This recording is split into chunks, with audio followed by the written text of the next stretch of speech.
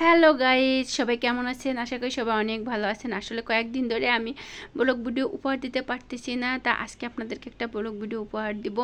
আজকে আমি একটু বাইরে যাব। আমি তো বসুন্ধরাতে কেকের একটা স্টল দিয়ে, আর এখন আমার দুলাভাই দেশ থেকে আসছে, উনি একটা দোকান দিবে, আর ওনার দোকানে থাকবে ডিম সেদ্ধ, ফুচকা, এইসব। তা আমার ভাইয়া একদম ঢাকায় নতুন, উনি কিছুই পারে না বা কিছুই জানে না, তাই ওনাকে নিয়ে এখন আমি যাব একটু বাইরে গিয়ে আজকে কী কী কেনাকাটা করব আপনাদেরকে দেখাবো। প্রথমে আমি ভাইয়াকে রেডি করে নিচে পাঠাইলাম, তারপরে আমিও নামতেছিলাম। আর আমরা যেহেতু উপরে থাকি একদম মানে চারতলাতে, তা আমাদের সিঁড়ি বেয়ে নিচে নামতে হয়, কারণ আমাদের বাসায় লিফট নেই।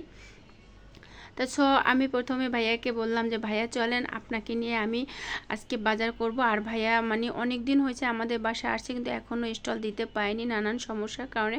তা আজকে আমি ভাইয়াকে কিছু মার্কেট করে দিব, যাতে কালকে ভাইয়া দোকানটা দিতে পারে। আর এই দোকান নিয়ে যে কত ঝামেলা হয়েছে জানেন। আসলে আমরা যারা মধ্যবিত্ত মানুষ, তারা মানে খাবো তাও পায় না। আর এখন না, মানে কয়েক বছর ধরে দেখছি বাংলাদেশের যে অবস্থা, আমাদের মতন মধ্যবিত্তদের খেয়ে এবং ইনকাম করতে মানে বেঁচে থাকতে অনেক কঠিন হয়ে যায়।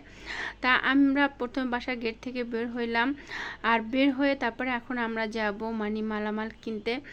আর মানে আমি এদিন কেকের স্টল নিয়ে যাব না, যেহেতু ভাইয়াকে স্টল দিয়ে দিব। আর দেখুন আমাদের এখানে রাস্তাটার কি অবস্থা, মানে এই রাস্তাটা বৃষ্টি হলে এখান থেকে হাঁটার কাছে থাকে না। রাতে যখন আমি এখান থেকে মানে আমি দোকান থেকে যাই, আমার অবস্থা খুবই খারাপ হয়।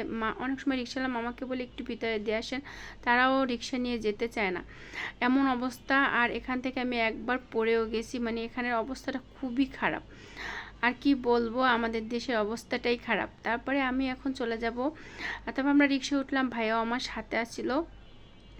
তা আসলে ঢাকা শহরে বৃষ্টি পড়লে যে কি অবস্থা হয়। আর এটা হলো মেন রাস্তা, আমরা মেন রাস্তা দিয়ে আমি হাঁটতেছিলাম। আর বাইরে যে মানে রাস্তাতে যে কি পরিমাণ জ্যাম ছিল, গাড়ি চলতেছে।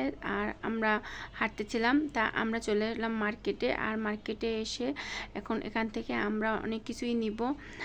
অনেক কিছু নেব বলতে আসলে যত কিছু নিতে চেয়েছিলাম, কিন্তু পরবর্তীতে আবার আমরা আমাদের চিন্তা ভাবনা চেঞ্জ করে ফেলেছিলাম, যার কারণে আমরা বেশি কিছু নেইনি।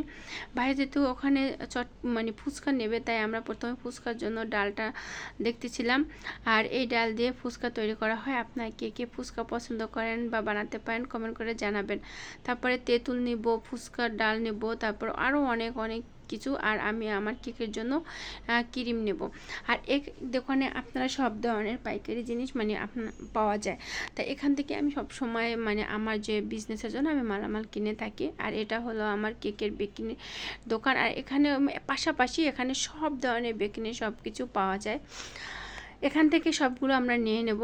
আর একটা কথা বলে, আসলে আমরা যারা ফেসবুকে কাজ করি, আমাদেরকে নিয়ে সবাই অনেকে অনেক কথা বলে। আসলে এইসব কথা ভাবতে গেলে ফেসবুকে কাজ করে হবে না, মন খারাপ হয়ে যাবে।